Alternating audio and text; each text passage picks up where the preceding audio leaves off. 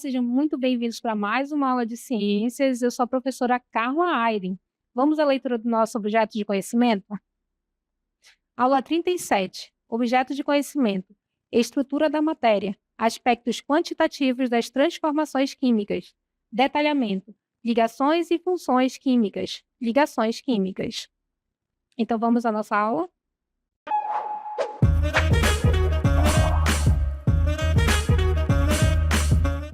Bem, nossa aula de hoje é sobre ligações químicas. Vejam só o que são as ligações químicas. São interações que fazem com que dois ou mais átomos fiquem unidos, formando estruturas estáveis, como moléculas ou redes cristalinas. Bem, o que são interações? Interações são relações entre os átomos. Eles vão interagir de alguma forma. Essa forma vai depender das partículas subatômicas presentes nesse átomo. Então, nós vamos retomar, então, quais são essas partículas subatômicas para que a gente possa entender como as ligações químicas acontecem. Então, o átomo ele é formado por partículas como, por exemplo, o próton, que é representado por essa esfera vermelha que tem carga positiva. Ainda dentro do núcleo atômico, que é a região onde se encontra o próton, nós temos, então, o nêutron.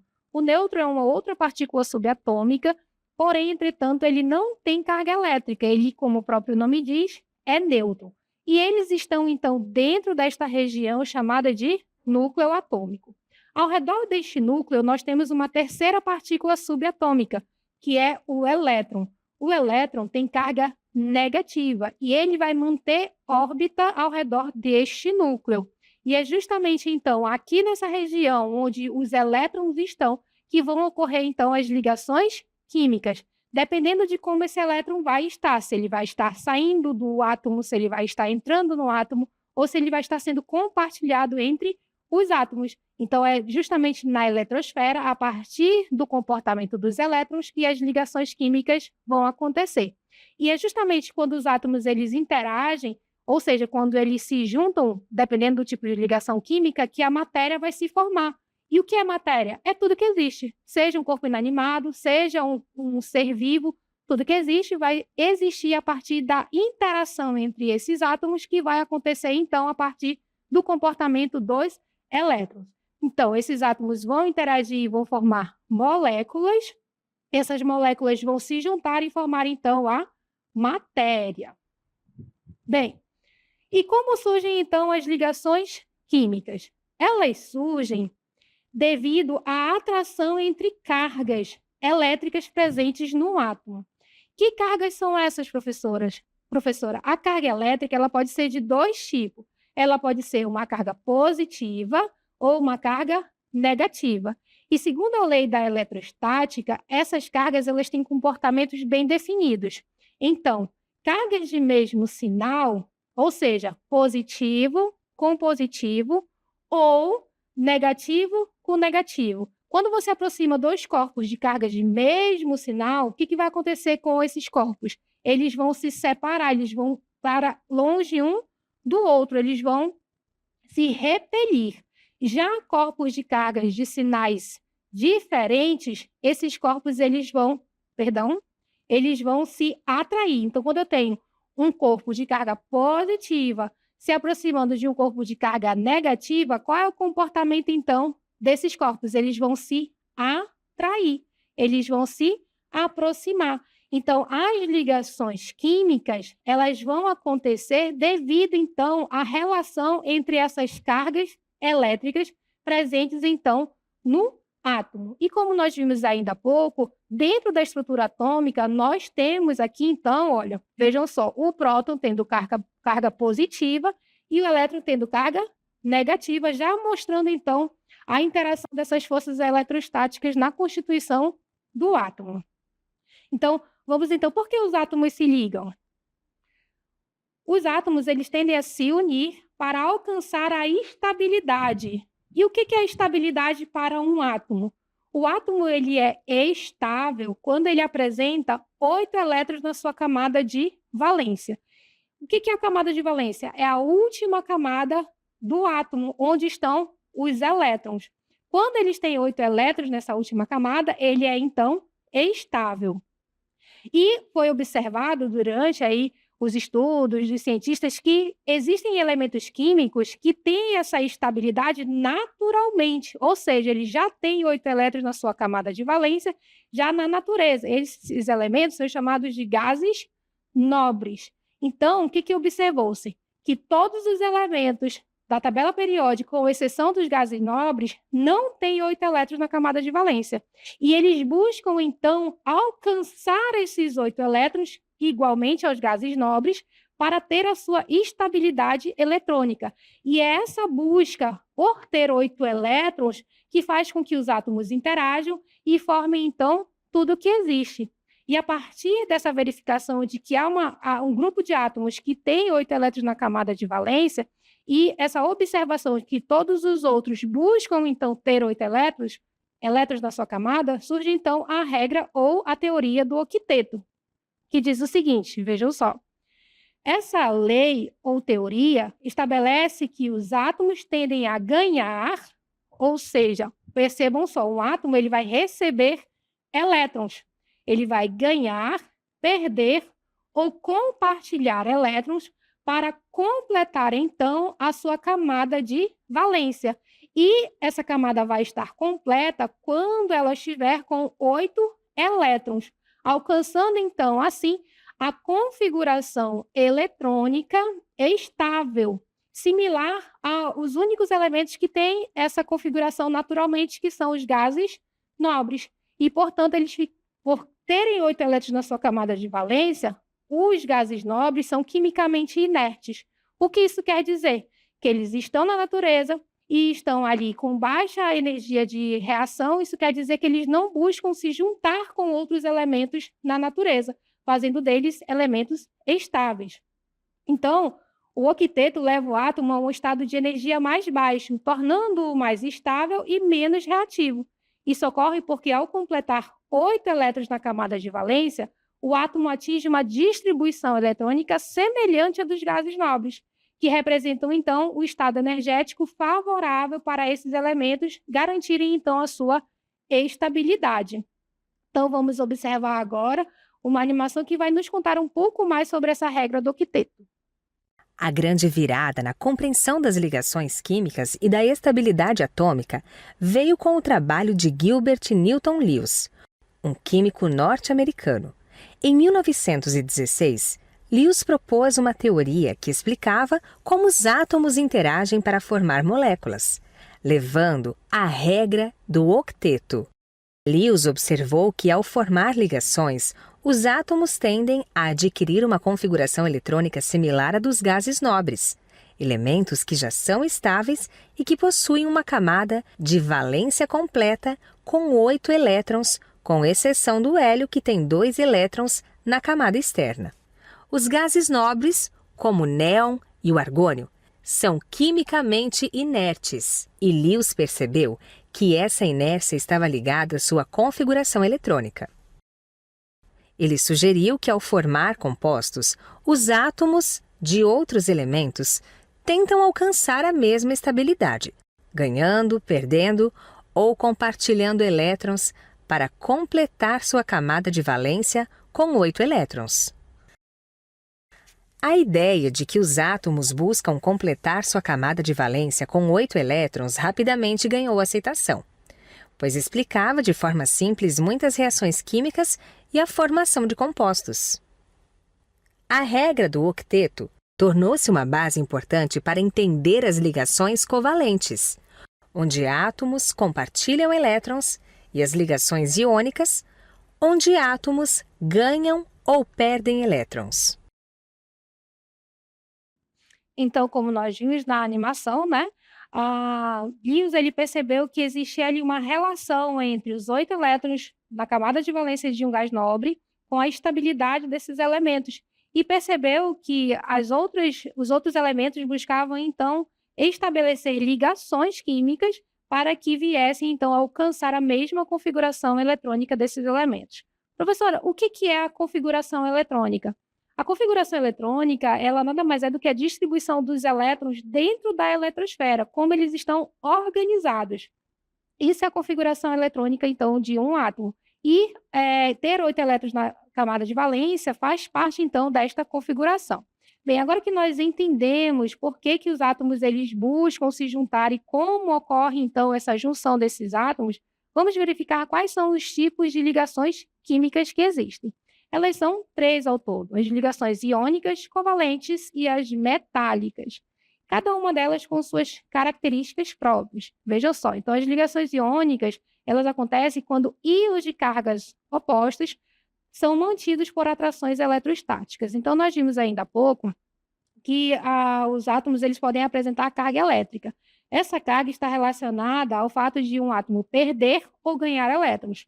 Quando o átomo ele perde elétrons, ele está perdendo carga negativa. Portanto, se ele perde carga negativa, ele fica positivo, formando então o íon do tipo cátion. Já quando ele ganha elétrons, ele está ganhando carga negativa, portanto, ele está ficando aí com uma carga negativa a mais, então ele está formando um íon do tipo ânion.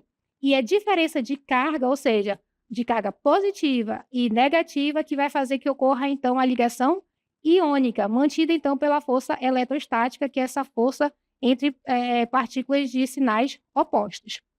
Já as ligações covalentes, elas ocorrem quando átomos compartilham, então, elétrons na sua camada de valência. Então, aqui não há a perca nem o ganho de elétrons, mas sim o compartilhamento. Isso quer dizer que esses elétrons, eles irão, então, ser divididos ou compartilhados entre 2 átomos. Eles vão, literalmente, manter órbitas ao redor dos 2 núcleos entre os átomos envolvidos.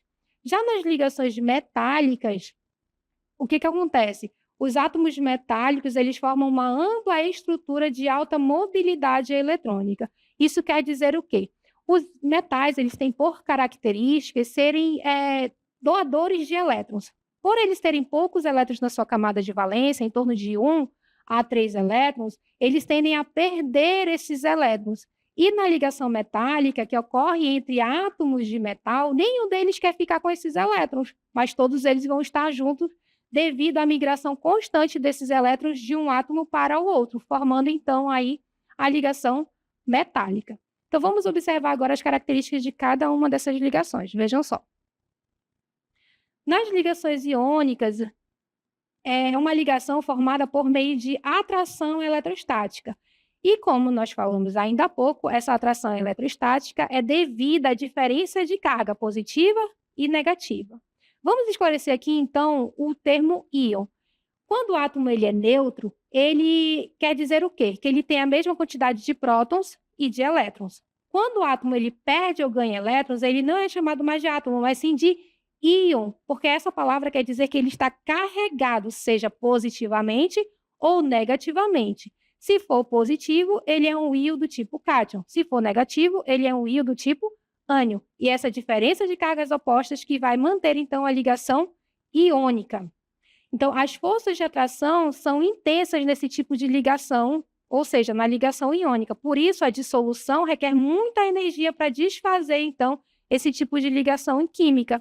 Portanto, as ligações iônicas ocorrem quando há transferência de elétrons entre os átomos, ou seja, um quer ganhar e o outro quer perder. E isso acontece porque alguns elementos têm grande tendência a perder elétrons, que no caso são os metais, enquanto outros têm forte tendência a ganhá-los, que no caso são os ametais.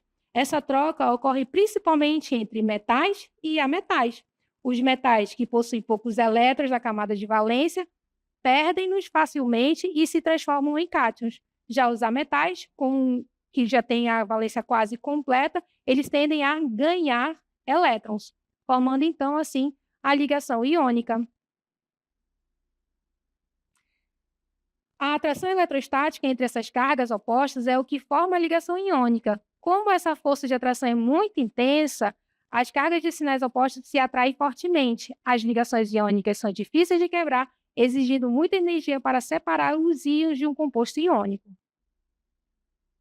Bem, vamos a um exemplo, então, de uma ligação iônica, que é, no caso, o cloreto de sódio, que é o nosso sal de cozinha, representado, então, pela fórmula química NaCl. O sódio, representado pela sigla Na, perde um elétron. O sódio é um metal. e se torna, então, um cátion, Na+, enquanto o cloro, representado pela sigla Cl, ganha um elétron, sendo ele um ametal, e se torna um ânion, Cl-. Então, a atração eletrostática, ou seja, a diferença de carga entre esses íons, faz com que a ligação seja mantida entre esses átomos. Então, vamos saber um pouco mais sobre o cloreto de sódio? O principal componente do sal de cozinha é o cloreto de sódio, um composto químico formado há milhões de anos. O sal pode ser encontrado nos mares ou em locais que um dia foram cobertos por suas águas. É largamente empregado na alimentação humana e animal e em todo tipo de indústria: tecidos, metais, plásticos, borracha, produtos químicos, etc. Nos tempos antigos, guerras sangrentas foram travadas pela sua posse. Os romanos pagavam seus soldados com um saquinho de sal, daí o termo salário, utilizado até hoje. O sal pode ser extraído diretamente de minas, salgema, como ocorre nos Estados Unidos e na Europa, ou por meio de evaporação da água do mar, como acontece nos países tropicais, como o Brasil. Interessante, não? Então, vamos continuar nossa aula com as propriedades dos compostos iônicos. Vejam só. Todo produto, tudo que é formado a partir de uma ligação iônica, eu vou chamar de composto iônico. E os compostos iônicos, eles têm características, propriedades próprias. Bem, dentre essas propriedades nós temos que todo composto iônico ele é sólido à temperatura ambiente. Outra propriedade desse tipo de composto é que eles têm elevado ponto de fusão e de ebulição. Isso quer dizer o quê? Que para que esses compostos eles passem de um estado físico para o outro, é necessário uma grande quantidade de energia, portanto, uma alta temperatura para que isso aconteça. É também propriedade dos compostos iônicos serem bons condutores de eletricidade, e isso quando eles estão dissolvidos em água ou quando eles são fundidos. Por quê? Na água, esse tipo de composto, ele forma os íons, e os íons vão transportar com facilidade os elétrons, tendo em vista que a corrente elétrica nada mais é do que elétrons em movimento coordenado. Então, quando esses compostos são diluídos em água, eles transportam facilmente esses elétrons por conta da formação de íons quando estão dissolvidos. Bem, vamos então agora às ligações covalentes. As ligações covalentes, elas são formadas por meio de compartilhamento de elétrons. Então, percebam que aqui é a característica que define, então, esse tipo de ligação, o compartilhamento de elétrons de valência entre dois átomos. O compartilhamento, ele se justifica porque dá origem a uma força atrativa entre os núcleos desses átomos envolvidos, garantindo, então, assim, a estabilidade desses átomos envolvidos na ligação. Então, logo, o compartilhamento de elétrons se justifica porque cria uma forma de atração entre os núcleos dos átomos envolvidos e o par de elétrons compartilhados. Vale ressaltar aqui que, na ligação covalente, é sempre um par, ou seja, um átomo compartilha um de seus elétrons, enquanto o outro também vai entrar nessa ligação compartilhando um outro elétron seu. Então, esse compartilhamento ele aumenta a estabilidade de todo o sistema formado. Esse tipo de ligação química ocorre majoritariamente entre ametais. Por quê?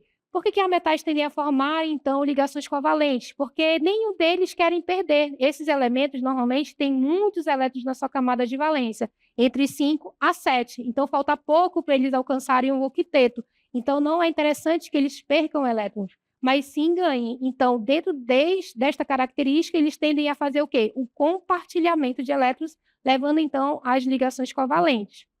Então, por que eles fazem isso? Porque eles possuem alta eletronegatividade, ou seja, tendem a ganhar elétrons. O hidrogênio também participa desse tipo de ligação, usando o compartilhamento para completar sua camada eletrônica e alcançar, então, a estabilidade. Por que falar aqui, então, do hidrogênio? Porque ele é um elemento químico à parte, ele não se encaixa em nenhuma das famílias. Então, assim como os ametais eles tendem, então, a fazer ligação covalente, o hidrogênio também tem este comportamento, tendo em vista que ele tem apenas um elétron. Certo? Então, vamos a um exemplo, então, de ligação covalente. A molécula de água é um bom exemplo desse tipo de ligação, onde ela é representada pela fórmula química H2O. Então, o oxigênio ele vai compartilhar elétrons com os átomos de hidrogênio, formando duas ligações covalentes simples. Então, vamos observar aqui, vejam só.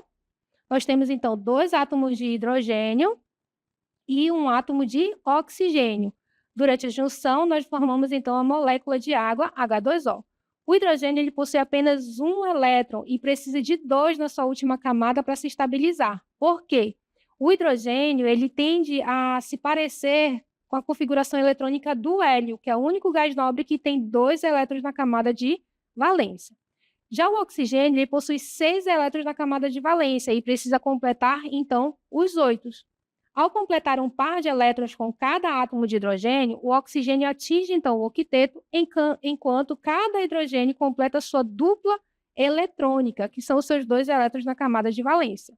Esse compartilhamento gera, então, uma força atrativa entre os núcleos e os elétrons compartilhados, formando, então, a molécula de água e estabelecendo, assim, a ligação covalente entre esses átomos de hidrogênio e oxigênio. Vamos, então, aos tipos de ligação covalente. As ligações covalentes, elas podem ser do tipo simples, ou seja, quando apenas um par de elétrons é compartilhado. Ela pode ser do tipo dupla, quando 2 pares de elétrons são compartilhados, ou ela pode ser do tipo tripla, quando 3 pares de elétrons são compartilhados. Quando estudamos ligações covalentes, vemos que os átomos compartilham pares de elétrons para alcançar, então, a sua estabilidade, ou seja, o seu octeto. Para facilitar a visualização dessas ligações, utilizamos a fórmula de Lewis. Nestas representações, cada par de elétron compartilhado entre os átomos é mostrado por um traço. Esse modelo ajuda a entender quantas ligações cada átomo forma e como os elétrons, então, estão distribuídos na molécula. Então, usando aqui nosso exemplo de uma ligação covalente simples, nós podemos exemplificar, então, com o gás hidrogênio, onde nós colocamos, então, o símbolo do elemento. No caso, são 2 átomos, então a gente coloca os 2 átomos aqui, pois são 2 átomos de hidrogênio, e nós traçamos a ligação simples, que é um par através de um traço. Então, essa representação da fórmula de Lewis nos diz quantos pares estão sendo compartilhados entre esses elementos. Já uma ligação dupla, como nós podemos observar no gás oxigênio, também envolvendo 2 átomos, nós temos 2 átomos de oxigênio, representado então pela letra O, e entre esses átomos está sendo compartilhado cada 2 pares de elétrons. Então, a gente vai colocar 2 tracinhos entre os átomos, representando então aí os 2 pares sendo compartilhados. E já na ligação tripla, nós temos aí o gás nitrogênio, onde também temos 2 átomos envolvidos nesse tipo de ligação, e nós vamos colocar 2 letras representando então o átomo de nitrogênio, e por ser uma ligação tripla, nós vamos colocar 3 tracinhos aqui, demonstrando o compartilhamento de pares de elétrons entre esses átomos, estabelecendo assim, então, a ligação covalente. Vamos às propriedades dos compostos covalentes. Vejam só. Os compostos covalentes têm por característica, eles podem estar, na verdade, em temperatura ambiente, no estado gasoso, no estado líquido ou no estado sólido. Diferente, então, dos compostos iônicos, que em temperatura ambiente são todos sólidos. Aqui nos compostos covalentes, ou também chamados de moléculas, eles têm baixos pontos de fusão e de ebulição, se comparado aos compostos iônicos. E aqui também nós temos o quê? Eles são péssimos condutores de eletricidade na maioria dos casos. Por que eles são péssimos condutores de eletricidade? Porque durante a formação dos compostos covalentes, não se formam íons, ou seja, não tem a formação de carga elétrica. As moléculas ou compostos covalentes são compostos neutros, então, por isso que eles não conduzem bem a eletricidade.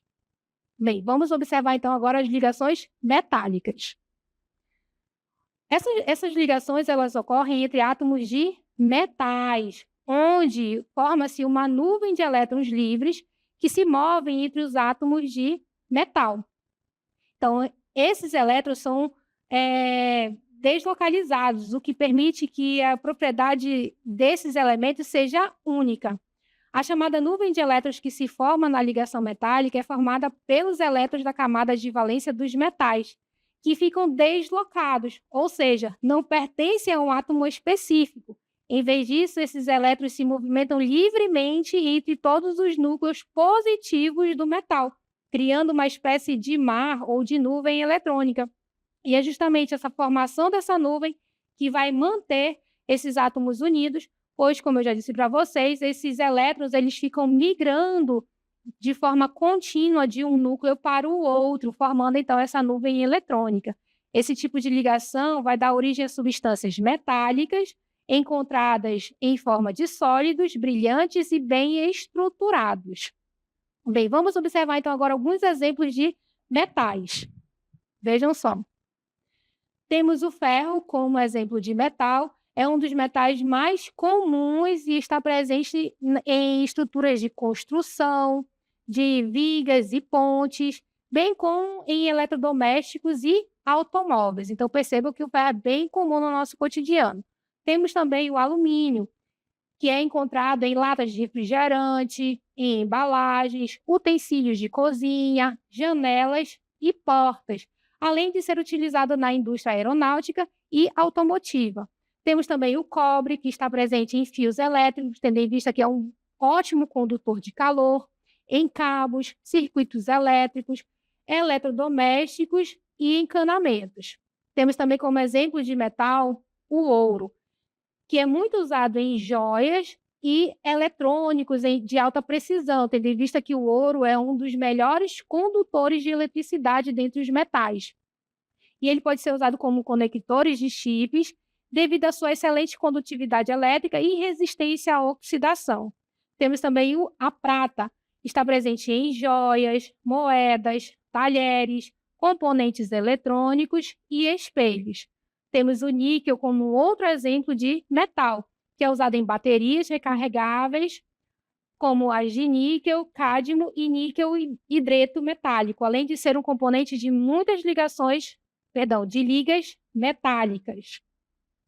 E, por fim, nós temos o magnésio, que é amplamente usado em ligas leves para a fabricação de componentes de automóveis e aviões, além de equipamentos esportivos. Bem, e quanto à propriedade, quais são as propriedades dos elementos que se formam a partir das ligações metálicas? Vejam só. Esses elementos eles têm alta condutividade elétrica e térmica.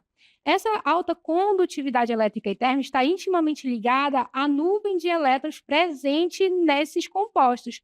Por quê? É justamente essa liberdade dos elétrons que faz com que haja uma boa condução, tanto da eletricidade quanto do calor nesses metais. E outra propriedade é a maleabilidade e ductibilidade. A maleabilidade é a propriedade de ser moldado. Então, os metais eles têm essa característica de serem facilmente moldados. Da mesma maneira que eles têm a propriedade de serem dúcteis, que é a capacidade de serem transformados em fios. É por isso que eles são tão usados, então, aí na construção dos fios elétricos.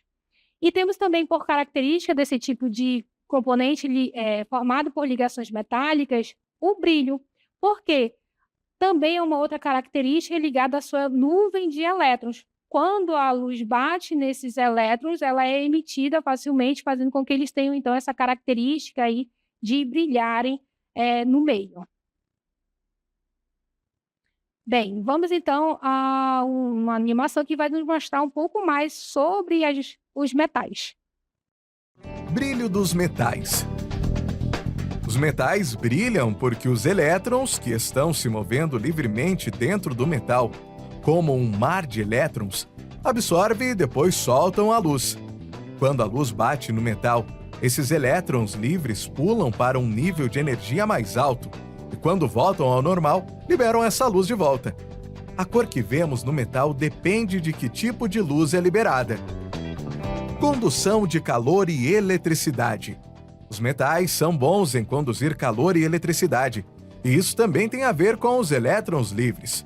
Quando o metal esquenta, esses elétrons começam a se mexer mais rápido, o que aumenta a temperatura do metal. Da mesma forma, quando a eletricidade passa por um metal, esses elétrons ajudam a transportar a corrente elétrica de um lado para o outro. Maleabilidade dos metais. Os metais podem ser moldados e dobrados.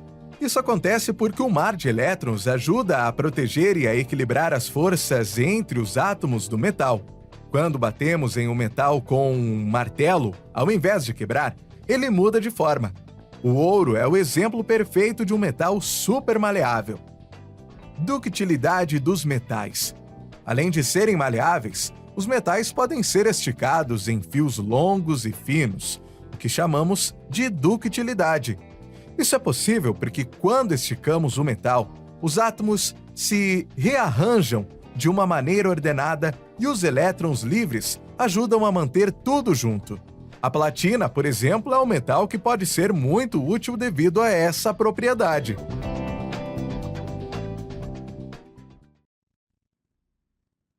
Bem, veja então que as características dos metais são bem específicas devido à sua nuvem de elétrons ali durante a ligação química.